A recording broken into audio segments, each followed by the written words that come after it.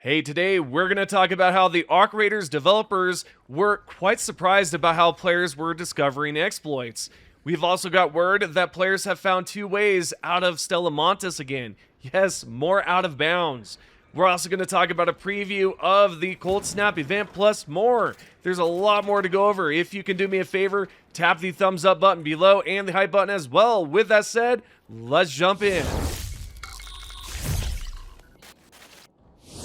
Let's kick off the video by going over the latest announcement from Embark Studios. They dropped a video showcasing what the current maps will look like once the Cold Snap event is active. For instance, we've got Buried City with the before and after. You can see the trees and leaves covered in snow with snow falling down. The same thing goes for the battlegrounds, dam battlegrounds I should say. What was once a lush forest has turned into an icy, snowy landscape. The third map is Blue Gate, the blue sky of course, and it has a super bright area. But it has now turned into a snow biome. And the tower in the middle here looks incredible with the fog as well.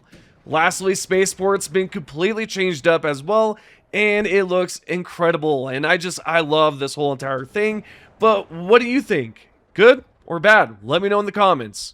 Oh, and also, during this preview of this event, we also got a sneak peek at a brand new skin. And let me know, did the developers cook this time or is it a pass? I know there's been a lot of comments in the past where players are like, man, the shop items are terrible. But I don't know. I mean, I don't pay too much attention to the cosmetics except when I talk about them. But yeah, let me know. Did the developers cook or not? Alrighty, moving along, we've got some terrible news regarding Stella Montis. As you know, the developers recently released an update that resolved a major glitch allowing players to get out of bounds, as you can see in the patch notes here. But what if I told you that players have discovered two ways to get out of bounds again? I'm sure you wouldn't react well to that news, but unfortunately, that's the truth. So you might be wondering, what's going on? How's it done? I'm not going to reveal all that information, but I will tell you essentially what's going on.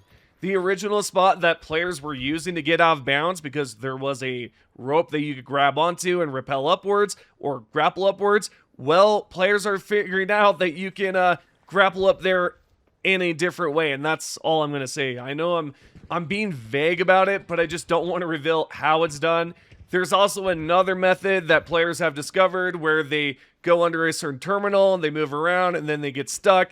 And then guess what? They can unstuck themselves and they'll pop up on the ceiling out of bounds. Those are pretty much two ways that players are using right now, and it sucks, guys. I'm not going to reveal it. I'm just going to blur some things out, but let me know what you think. What are the developers going to do here? Because they are going on break, but if these glitches are still around, it's going to be a rough time, Raiders. Anyway, continuing on, Embark Studios gave an interview to PC Gamer, and they were surprised that players have found ways to cheat in Arc Raiders. For instance, art director Robert talked about it by saying, "There are quite a few things that have taken us by surprise. Other things are sort of more or less known because we have to continuously find ways to waterproof the experience and figure out how to mitigate anything that is either generally damaging exploits or just general bugs." Robert then went on to say, "Seeing as the game has been in development for a long time, we've tested and tried out a lot of things throughout the years, but whenever you launch a game and see players utilizing, especially the physicality of a game like this, it is genuinely surprising, but it's mostly delightful things. We've seen players do things that we've tested out, but to a whole different level. And it's also really useful for us to find ways to tweak and patch and fix." Yep, so that's what Robert, an art director at Embark Studios, had to say about their game. What's odd about this PC Gamer article is that their writer seems basically proud of cheating or showing players how to cheat, because right here, the article's creator wrote, "I, for one, was sad to see the damn control wall hack kick the bucket, or I should say, turn into an oven. But Ellie, it's cheating," I hear some whiny voice say. Yeah, I guess, but it doesn't really hurt anyone. And it was a hell of a lot of fun. I showed the exploit to a bunch of random players I found on Dam, and hearing the surprise and sheer joy in their voices when it worked was an experience I won't soon forget. Now, I thought that was kind of odd to admit that this article creator would say that, And to be honest, it's not cool to cheat, especially if you're a player who wasted your key card on a door that was already looted. It doesn't make sense why you would be proud of that. But anyway, we could tell the developers were shocked to find out how players were discovering ways to exploit and glitch arc raiders. If you have any opinions about this or anything you'd like to mention, let me know. But yeah, this was an interesting article to read.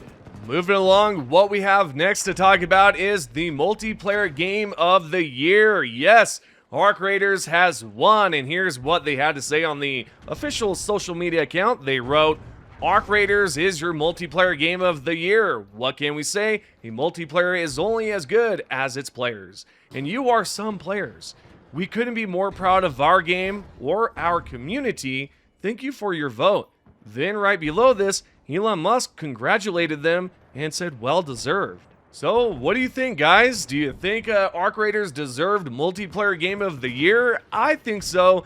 The game actually caught me off guard, honestly. It was a surprise to see how crazy this game has become, right? When I first was given early access to the game before it officially launched, I was thinking, yeah, this game is gonna be something, but I didn't expect it to be as big as it is right now.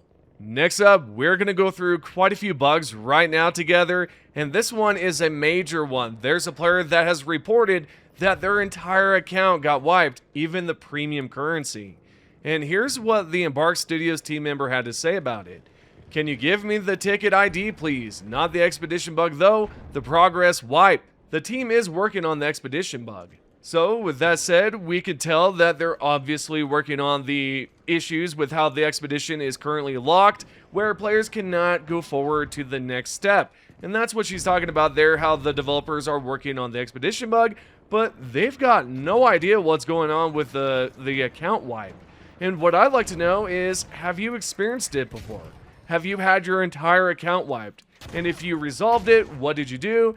Or if it's not resolved, what's going on? Let's talk about it. The second issue here is another response, but this time from a community manager about how players are using family sharing to basically avoid getting banned. And this is interesting. I didn't know this was possible. But yeah, here's what the community manager wrote. Hello, that's not a bug per se. Please, could you drop this in the game's feedback instead? I'll take note of this either way, but the other channel is the right place for feedback and suggestions.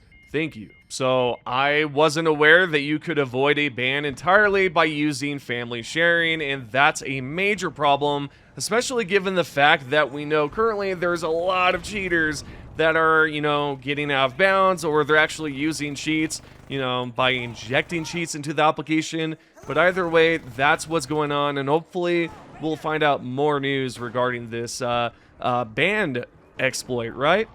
Moving along, the next bug is the spider bug, which basically allows the spider, the little miniature one, to jump on you, latch on you, and you're going to experience a difficult time trying to get it off, and it's all due to the button bug going on.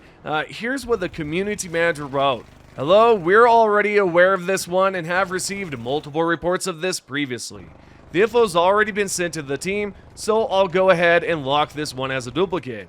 Then she continued on to say, in the meantime, for future, some players have said that tabbing out to the inventory, then back in, or interacting with the same zipline ladder again can help clear the prompt. Yep, another one of those response where they're like, hey, we're already aware of this, and there's no additional response to it, kinda. But there is a workaround there, so if you have experienced the same exact bug here, where you cannot, get the spider off of you, try tabbing in and out and see if it works. Next, we have an issue here that's a major one, which is where players are losing their loot when spawning in, and this can happen when you extract as well. Here's what the community manager wrote. Hey everyone, quick update on this one. The team's aware of and working hard on both issues below. Lost loadout upon successfully extracting. Please see some steps you could try from other pinned messages. Lost loadout upon entering a match. We're renaming this thread to more accurately reflect both issues and will funnel duplicate reports to this one for better triaging on our side. Thanks for understanding and for your patience so far. Now, the workaround she's talking about can be seen here, where they recommend that you just open and close the application, the game, a few times, and usually the items will reappear. If it works, let me know. Alright, the other thing we're going to cover is a performance issue. Apparently there's some issues on Linux. I wasn't aware that you could run this game on Linux or at all, but yeah, apparently you can, and there's some performance issues. And the community manager wrote, "Hello everyone, and thanks for the reports. I've sent the info over to the team for awareness. Edit. This should be resolved in most cases." So hopefully they are able to resolve it as soon as possible, because I know performance issues can suck. I mean, there's some games out there that have some performance issues for sure, and still do. You could probably name a few. But yeah, they're looking into it, and hopefully they'll resolve it very soon. On a different note, we've got to talk about an annoying bug, but also a major one as well, because if you don't know, there's an issue where if you're revived, you cannot move. Meaning you cannot walk, run, or anything, but you can roll forward, as you can tell in this video. This player has experienced the same issue, and they're only able to run forward, or excuse me, not run forward, roll forward, and this is what the community manager wrote. She basically said that they're already aware of it, which you guys have heard so many times that they always say, we're aware of it, and yeah, they know about it, and they have forwarded it to the team. So all the information is forwarded, and hopefully things will be resolved by then. This is an annoying bug, and hopefully it is resolved rather sooner than later. With that conversation aside, we've got some smaller issues that the developers are fully aware of, such as the motion blur and idle energy saving is re-enabling in the settings, as you can tell from this post. And Leonor wrote that yes, they know about it and they have forwarded the info to the team.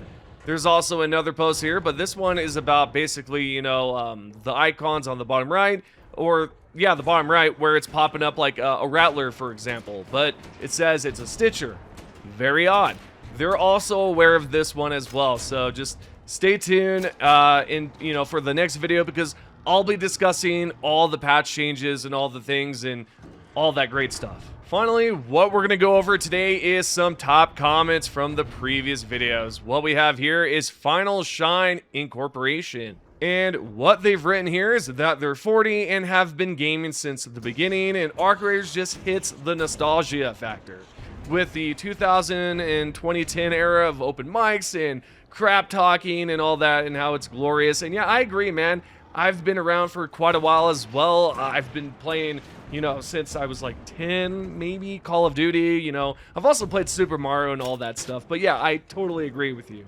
The second top comment is by Code Links that wrote, "I don't know if people realize the rate at which they're working to fix things and be responsive. Look at any game outside BG3 that have had this responsive of a dev team." Then we've got the third comment by Misery34 that said, you know, they need to fix the patina because, well, it's hot garbage for the durability. Yeah, and the damage is not great either. So, yeah, I agree on that one. But yeah, those are the top comments. Hope you have enjoyed today's video. If you can, do me a solid. Make sure to tap the thumbs up, subscribe, turn on notifications if you haven't done so already. Thank you for watching, and I'll see you in the next one.